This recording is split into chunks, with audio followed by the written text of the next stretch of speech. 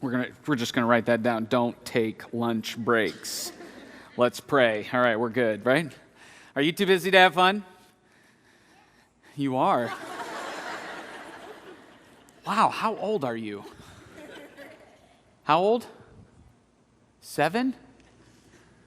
A 7-year-old is too busy to have fun. What's your first name? I'm sorry? Garrett? Garrison. Everybody say hi, Garrison. Man, even a 7-year-old. That's like prime time fun years, bro. I'm glad you're here for this series. That's great, man. I imagine there are some of you that you're probably like, no, man, I'm not too busy to have fun. You got a fun opportunity, I'm in. You may even risk employment for a fun opportunity. You know, there's people like that. And I do personally think we should all have a facilitator of fun in our lives. You know, it's that one person that has that crazy ball pit idea that's like, dude, just take 5 minutes, you'll laugh, your day will go much better. We need that, but I have a feeling that many of us, even though we want to have more fun, when asked, are you too busy to have fun, we would say, well, it depends. It depends on what else I have scheduled, or it depends on what it's ultimately going to cost me in terms of my time. I want you to listen to the way that you talk for the next day, couple of days, as you head back to work. As you see the other team members or classmates, you go back to school, and it's like, hey, how was your weekend? And listen to what the first word is. Is it you're going to hear busy, chaos, crazy, had a lot going on?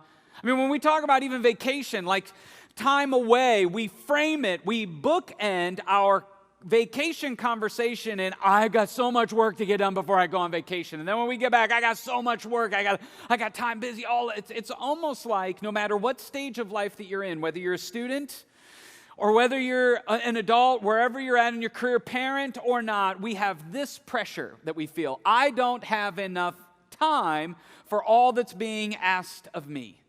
My teachers don't give me enough. My parents don't. My boss doesn't give me enough time. My kids are always invading my time. I don't have enough time. And so this becomes an issue in our life. In fact, in our survey, we asked you, what are the biggest issues that you face? And time was at the top.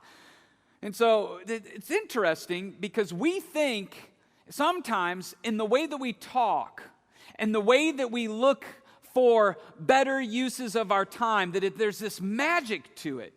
That if we just find the perfect places to put everything, we can find a few more minutes to our day. But I don't know that that's really reality. And so we carry around this pressure of time. We carry on this pressure of this life that we have to live.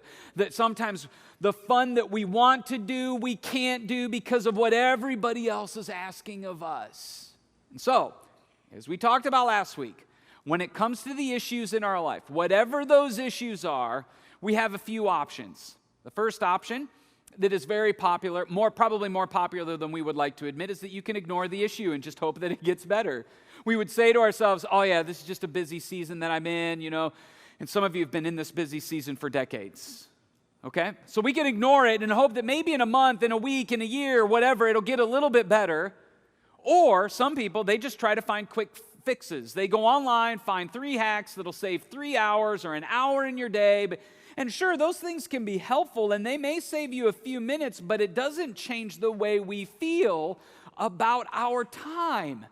And so the best way to resolve this issue, we talked about this last week, identifying the real issue is the fastest way towards real solutions when it comes to the time that you have in your life. Because it's not about whether you have enough or need more or how to find more. As one of our staff members who used to be on our team and is now back in the marketplace, friend of mine, Tom Martin, would say, there's 1,440 minutes in a day. No more, no less. You can't save them, bank them, borrow them, multiply them. You only spend them. And at that, if you don't spend them intentionally, they get spent anyway, whether you like it or not. And so as I was thinking about this, I'm like, okay, what's the real issue? Because there are times, man, I don't feel like I have enough time. What's the real issue in those moments? As I started to ask why and drill into, ask better diagnostic questions, this is what I came away with. The real issue, and maybe you're better at this than I am, but the real issue with our time is not knowing how and when to say no. The things that we shouldn't be saying yes to, we say yes to. The things we should be saying no to, we don't. Some of the things that we should be saying yes to, we're not. So it's not knowing how, what, and where, or not knowing how and when to say no. And so the real solution is clarity on what and where we were designed to say yes. And the answer to that question is going to be similar for all of us and uniquely different for every single one of you. In fact, I want to talk about 4 sentences in Jesus' life, 4 sentences where he begins to bring some clarity around where and what we were designed to say yes. So if I were to summarize the bottom line, and I didn't have time to make the print deadline to put this in your notes, here's how I would say it. Knowing your why will clarify your yes and your no. Knowing your purpose, knowing why you are here will help clarify where you should be leaning in and where you shouldn't. And so wherever you're at in your issues with time, I'm really glad that you're here. And so here's what I want to ask you to do, because if I'm sitting in your seat, here's what's going through my brain. I'm thinking about the things that I should have done before I've gotten here, or the things that I have to do when I have to leave, and the text message, or whatever, something else that's going on out there. And if you could just take a deep breath for a few minutes, I have a feeling that there's going to be some practical stuff that's going to help you today. And I also believe that God brought you here to have you receive from him, and I don't want you to miss that. Not my words, but his. And so let's make that our prayer together right now. God, thanks for every person that's here. And thanks for this incredible opportunity to learn about time, a reality that we all face, a pressure that we often carry with us every single day. And so, will you help us set aside distractions? Help us to receive what you have for us, and God, use me in any way that you can in these people's lives who are here. In Jesus' name, amen. Well, I want to say thanks for joining us. It's a privilege, it's humbling, it's fun for me to spend time with all of you. And just to help clarify, I don't stand before you as someone who has mastered the art of time management. In fact, that's not completely what this talk is about, because I think there are lots of different ways to manage our time. I want to go a little bit deeper into that discussion about the why behind our time that I think helps frame everything else. And one of the things I love about our church is I love going on the journey with you. In fact, some of what I'm talking about, I've learned from friends, from people like you in my life. And so whatever campus you're at, whatever device you're watching us on, if you're watching later on in the week, thanks for going on the journey with me and with the people that are around you. It means so much.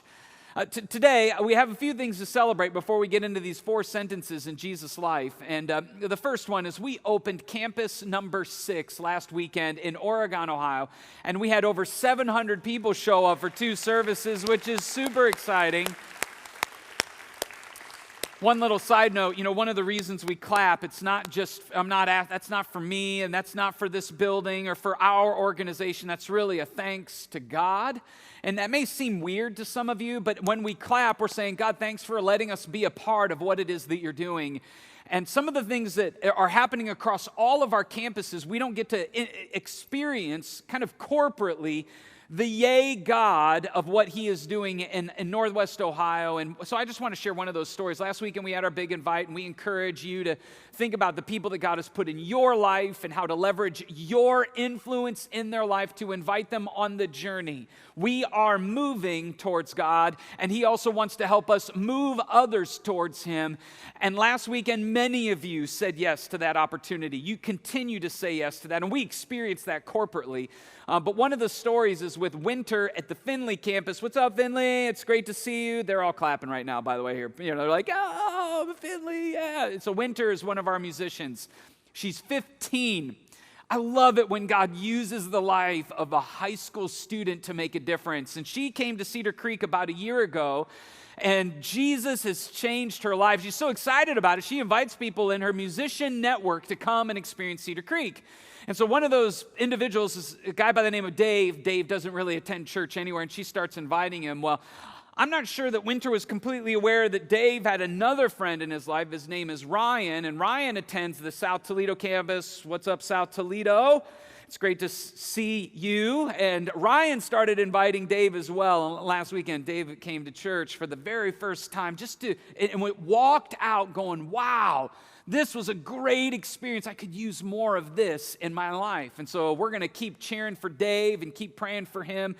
And the truth is, because of your invites, because of your prayer, and because of the way God is using this place, over 9,000 people engaged with us across all of our campuses last weekend. Come on, somebody, we got to celebrate that. That's exciting. That's 9,000 people that are taking steps towards knowing God. And so if you're back for the second time, I'm really glad that you're here. All right. Today, I want to talk about your time, and not the issue of it, but right now, why it's important. Because this is your life.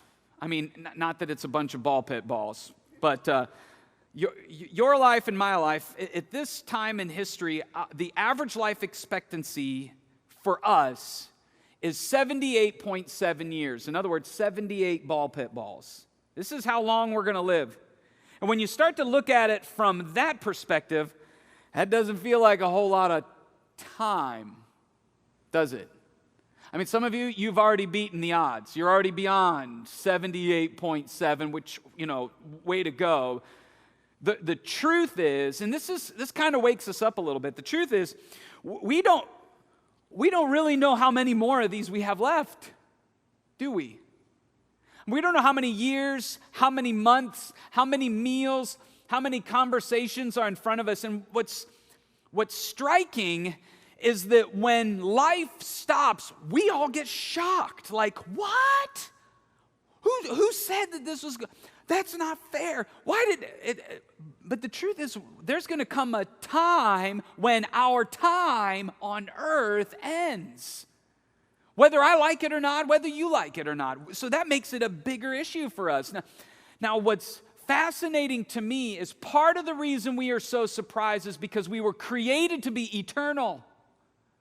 You were created to live in eternity with God, and so our soul craves, understands eternity, and resists this idea that there are years and months, which is some of the reason why we have issue with our time here on earth. We want to be eternal, and you're either going to spend eternity with God or you're going to spend eternity separated from Him, and it's how you trust Him in the time that you've been given that makes all of the difference. And so when I think about how we should spend our time here on earth, there is no better example to me, practically, not just spiritually, than Jesus. Because think of this. Jesus was 33 years old when He died on the cross and was resurrected. 33. And for 30 years of His life, He lived in obscurity. So in 3 years, He has changed the conversation in our world for the last 2,000 years. Our calendar system is built around Jesus, those 3 years. In 3 years, and I know for some of you, you're like, you struggle to believe all of the miracles and, claims that Jesus was the Son of God, that He died on the cross and that He came back. Set all of that to the side for a second. Even religions that don't believe that He's the Son of God are still influenced by Him. Arguably, there's no other person on the face of the planet that has a longer, more broader impact than Jesus did in 3 years. And so I think there's going to be some practical things that we can learn from His life. So I want to take you to Capernaum, where that was good catch, Ben. I want to take you to Capernaum, where His ministry really began. And so when you look at Capernaum, this is the ruins or a portion of the city of Capernaum. The white building is the synagogue. That is a place where Jesus would have taught, as you'll see in a minute. That circular building that looks like a flying saucer is over top of what is believed to be Peter's house. And this is some of the surrounding countryside. There would have been small villages all around the northern part of the Sea of Galilee. And so it's those images that help stories like we're about to see come to life. And I need to build a little bit of the context around the 4 sentences. So let's kind of begin here. Let's look at the first verse. It says, Jesus went to Capernaum within Galilee. The image that you just saw, that's Capernaum. And He taught at the synagogue every Sabbath day. The synagogue that you just saw on Saturday, which is Sabbath day. There too the people, listen to this, were amazed at His teaching, for He spoke with authority. Jesus was like a TED conference speaker. He was a TED speaker that everybody wanted to hear in Capernaum. In fact, in verse 37, it said that the news about him spread throughout every village in that region. Jesus went verbal, okay? That's before viral was a thing. He went verbal because everybody was talking about this guy named Jesus. Nobody really knew who he was. Everybody was saying, you got to come hear him talk about what life with God is really like and how it changes us. And so this is some of the context that helps set some of the pressure that Jesus may have been experiencing. At one day, after leaving the synagogue where he would have taught, prepared a message, and I don't know how long their services would have gone, most likely longer than ours. At the synagogue that day, Jesus went to Simon's home where he found Simon's mother-in-law very sick. This is Simon Peter, will be one of Jesus' disciples. She was sick with a high fever. Please heal her, everyone begged. Now, there's some debate. Was it really everyone or was it Peter? Because Peter was like, man, Jesus, bro, seriously, she's been at my house for 3 weeks. Please heal her so that she can go back home, okay? Help a brother out, right? We don't really know, but regardless, Jesus provides healing. She's better. They start eating a meal together. Look at what happens next. As the sun went down, in other words, all day long into the evening, people throughout the village brought sick family members to Jesus. No matter their disease, what their diseases were, the touch of his hand healed everyone. Jesus changes everything. And even if you're struggling with the miraculous part about this, set that aside just for a minute to consider people wanted Jesus' attention. They're in the middle of having a meal. Knock on the door. Hey, Jesus, could we have your help? I know you're busy. I know you got a lot going on. Could I just take a couple of minutes of your time? Jesus, we need your help out here. All day long. After already preaching in the morning, he knows the pressure that we feel when it comes to not having enough time to do all that's demanded. And so these are the 4 sentences that I want us to pay attention to, because how Jesus navigates this pressure can change the way we understand time in our life. Look at this. It says that early the next morning, Jesus went out to an isolated place. Right out of the gate, we see that early in the morning, Jesus went out to have some me time, to take a deep breath, to turn off the notifications, to turn off the phone, to disconnect from people, to catch a deep breath. You would see him do this throughout his 3 years of ministry, where he would spend time praying and connecting with God, potentially preparing his thoughts for the next talk that he was about to give. He's in this quiet place, and look at what happens. It says the crowd searched everywhere for him. Jesus, where are you? This is before cell phones, right? Jesus, we're looking for you. Jesus, are you out here? They searched everywhere for him. And when they found him, what did they do? They begged him not to leave them. Has this ever happened to you? I mean, have you ever had a long day at school and it's like you want to tuck yourself away in the room, up in your bedroom, and just kind of disappear somewhere, listen to music, catch, an episode on Netflix or whatever, and just as you're settling in, it's like, hey, come downstairs, and you're like, ah. Or like as a parent, it's like, I just need a box of Cheez-Its in a quiet corner for just 15 minutes, seriously, to catch my breath. And from the second story, Dad, where are you? Or at the office, you're like, or at work, it's like you sit down in the break room and the notification on your phone, the ping, the call, the whatever, the ask for help. It's like, oh my goodness, it's draining. It feels like everybody else is encroaching on our time. And look at how Jesus responds to this. Because he is so caring, and he is so intentional, and he is so compassionate, and he understands the pressure and the importance of time. He replied, I must preach the good news of the kingdom of God in other towns too, because that is why I was sent. And so he continued to travel around preaching in the synagogues throughout Judea. Jesus essentially said no to their requests. That may be helpful for some of you. Think about it. The idea is that Jesus said yes to everybody all the time. He was always available and overextended. And was he flexible? Yes. Did he take care and care about people's needs? Yes. But Jesus said no. Jesus said no. And as Christians, as people in general, I think sometimes we struggle with this. But as Christians in general, we really struggle. And so that's why we wrap our no in all sorts of hyper-spiritual Christianese kind of language. Don't believe me? Watch this.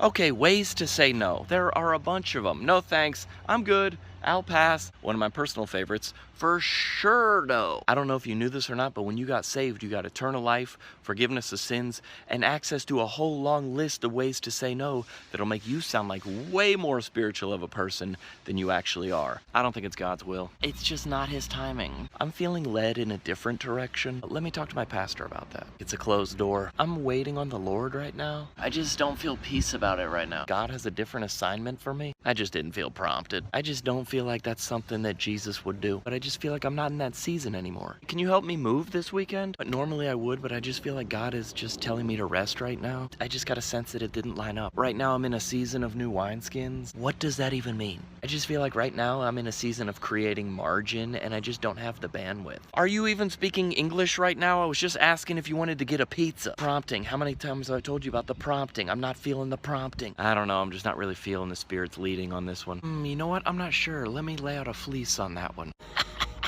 Okay, I don't think anyone says that. And of course, everybody's all-time favorite, let me pray about it. All I'm saying is when it comes to Christian ways of saying no, just say no.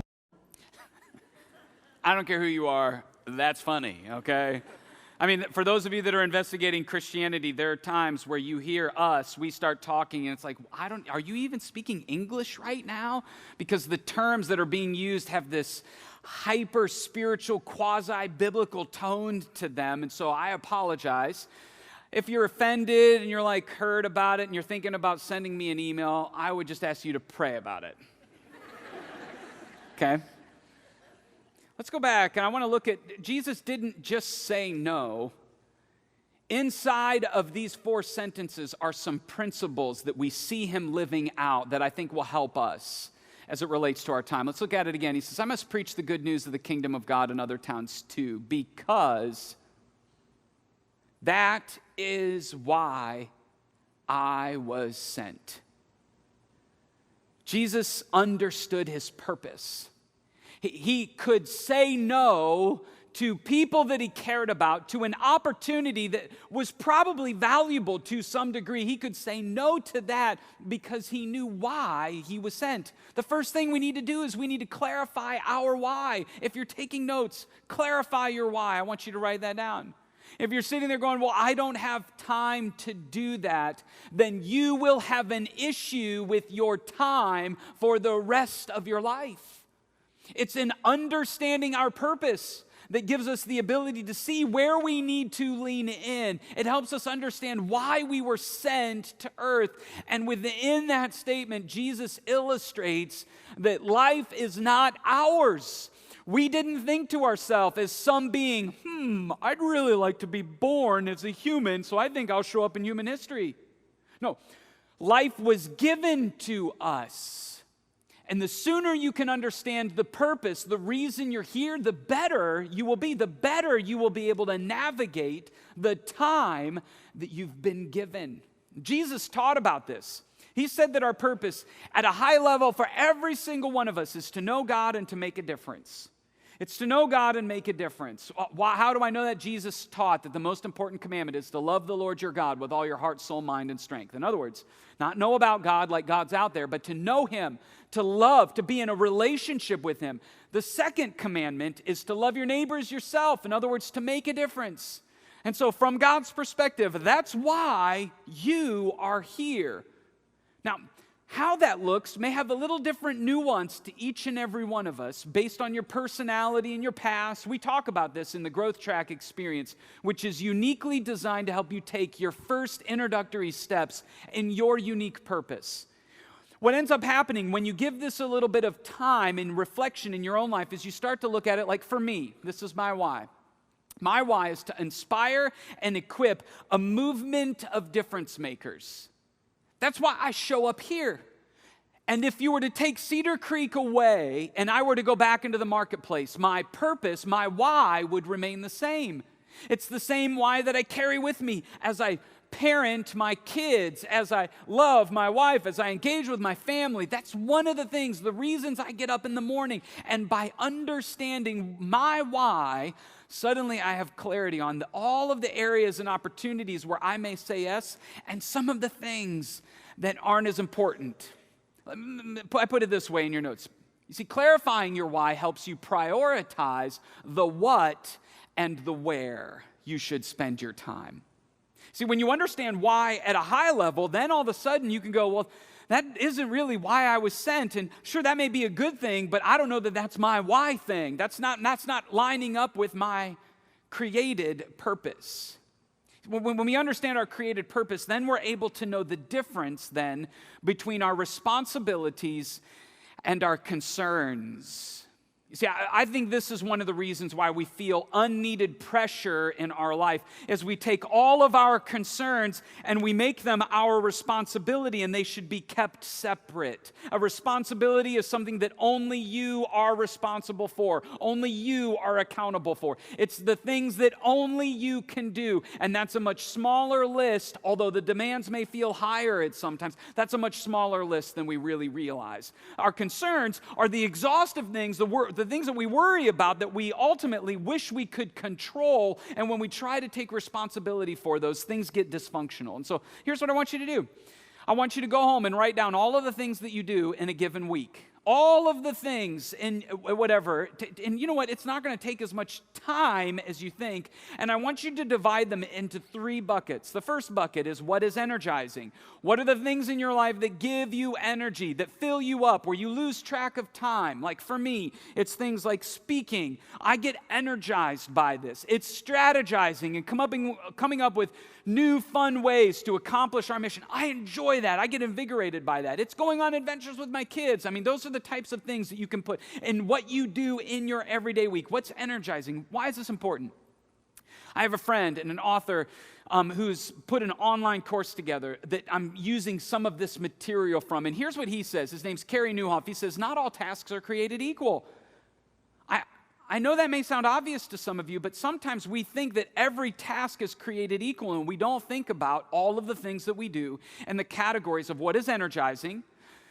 The next one is what is manageable, and the third one is what is draining. And I want you to categorize all of the things that you do in a given week. You know what happens? Sometimes we make the 5 minutes of the draining thing ruin our whole week. It's like we carry that with us all week long. I just want you to put all of those things down, and I want you to ask this question. Why am I doing this?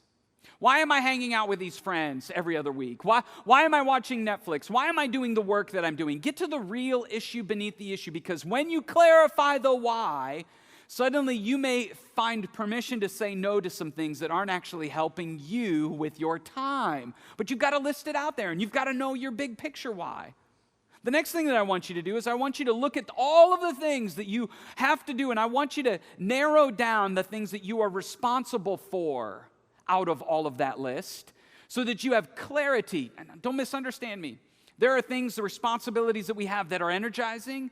Many of them are manageable, and some of our responsibilities are draining. I am not at all suggesting that you should get rid of the draining things in our life. Otherwise, we may have a few kids available at the end of the service. You know what I mean? And that's not because we don't care about our kids, but there are just seasons in your life where the kids are draining.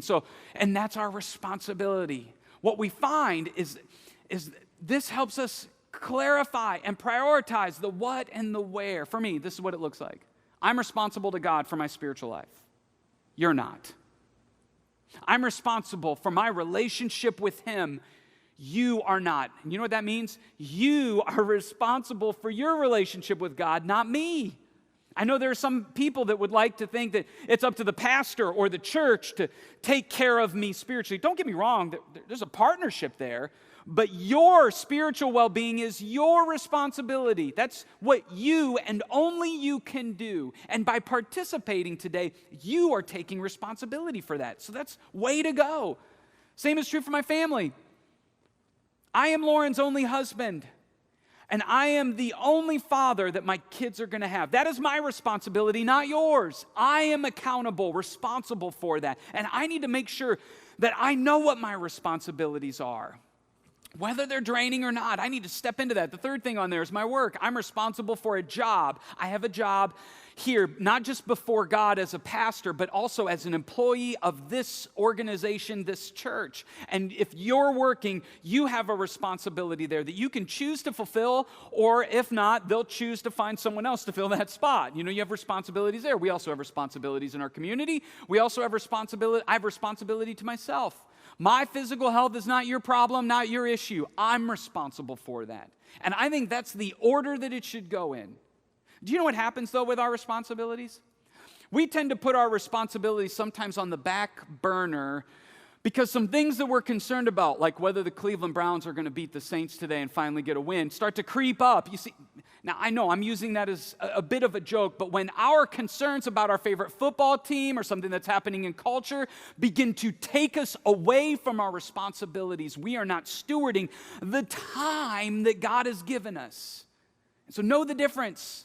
Another way where this plan plays out in a dysfunctional way is I take on my concern for your responsibility and I make it mine. As a parent, this is hard. Sometimes as a friend, we start to take their responsibility in life and we make it ours. And so we start paying bills, we start enabling behavior, we become a codependent, dysfunctional relationship instead of raising up and helping people take responsibility for what is theirs. And so that's where things get dysfunctional. Another way that we do this, that you see Jesus working through here, is we let the demands of others, the begging of those around us, to become a responsibility that we carry. And Jesus quietly, gently, and directly said no to their request not to leave because he knew why he was sent. And so what did he do? He went where? To other towns. To do what? To preach, to share with people what life with God is really all about. What you see Jesus demonstrating is, I put it this way in my notes, is this idea that an unavailable yes is not as caring as a clear and compassionate no. So man, learning your why so that it clarifies and helps you prioritize what and where will give you clarity, not always the courage, but the clarity on where you can begin to say a clear and compassionate, no, that's not going to work for me. And in fact, if you're looking for ways to say no better, we're going to be including that in the Living It Out this week. When you're clear on all of that, that's when you can decide the best when. That's the next phase in this time journey. You got to decide the best when for you. Why? Because as Carey Nieuwhof points out, contrary to what some of you think, not all hours are created equal. You do not have the same capacity to produce and to work and to think every hour of the day. That's why Jesus went out early in the morning to an isolated place to pray, to reflect, to think, to prepare. And some people hear that and they go, oh, that means that's my most productive time, or that's my most spiritual time. That's the only time I can connect with God is in the morning. That may be true for some of you, but that's not true for all of you. And so what I want you to do is to go home and to identify your green zone, your yellow zone, your red zone, and your dead zone, okay? Because we have all four of them. And what may be true for you isn't going to match the person most likely next to you. What's the green zone? That's your most productive space in the day. That's where it seems to take half as long to get things done any other time. For me, that's between 8 and noon. That is a green zone for me, or after a Starbucks coffee, anywhere. I'm just kidding. It's like, that's my green zone. If I use that time for my most important work and responsibilities. A yellow zone is where you're kind of mediocre, you're not speeding up, you're slowing down a little bit. That's between noon and 4. And so that's where I put some of my meetings and some of my email type stuff. And I'm going to leverage that. I'm not going to sacrifice the best part of my day for my not most important work that I have to do. Then there's the red zone. The red zone is right around bedtime list time at our household. I struggle to think in the red zone. It's like things are stopping, lights are going out. And so what is that for you? When's your red zone? And then there's the dead zone, which for me is anything before 7 a.m. I am awake and my eyes might be open, but I promise you I'm not really there, okay? If you see me, you're used to seeing this Ben. That's not the same Ben that's between 6 and 7 a.m. in the morning, which surprised my wife the first year we were married. She's like, who is this creature that took over my husband? That's just Ben in the dead zone, all right? Identify those areas. And here's why this is so important. Jesus was not only demonstrating, he was showing and sharing how to leverage the time that you've been given. And so one of the things that he does here that's super subtle, that's equally important, is after this, he just communicated his intentions with compassion. He didn't just leave. He didn't just say figure it out. He didn't assume that everybody understood. No, he shared. And I think you should too. I think you should share with your spouse and your friends your why, the what and the where you feel like you need to prioritize in this next season. When is your best zone and your worst zone, your dead zone? Talk about these things. I have a feeling some of you are going to be surprised by some of the things you hear and some of the assumptions that you've been making about other people in your life as you start to communicate with compassion. Here's why this is so important. As we start to share this with each other, you essentially begin to live out our memory verse. I mean, this is why group life is so valuable. Not because we want to add another thing to our life, but because it's in groups and sharing this in community where we help each other. I mean, it says, look after each other so that none of you fails to receive the purpose, the why, the grace of God, the reason why you're here, to know Him and to love others. And so watch out that no poisonous root of bitterness, no issue with time, false issue with time, grows up to trouble you, corrupting many. See, whether we like it or not, we don't know how much time we have left. But what we do know is you just spent an hour of it right now. And there's going to be another hour that goes. And all day long, time is going to spend itself. And you know what? We can live our life feeling the pressure of time as it goes away. Like, oh my goodness, I am so stressed out about all of the things that I have to do. But you know what happens when you start to understand your why?